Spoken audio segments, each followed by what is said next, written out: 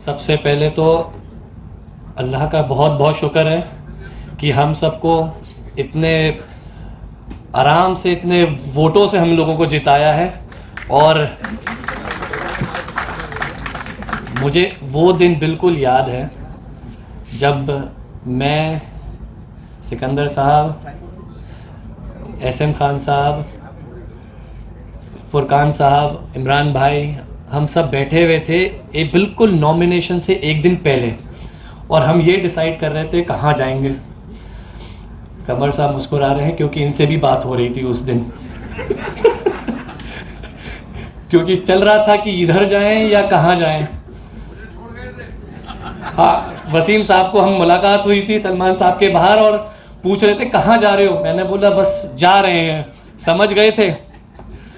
खैर वो डिसीजन जो था वो बड़ा मुश्किल था, बट मैं ये ज़रूर कहूँगा कि अल्लाह जो करता है तो बेहतर ही करता है, और वो आज हमें नज़र आ रहा है अल्हम्दुलिल्लाह।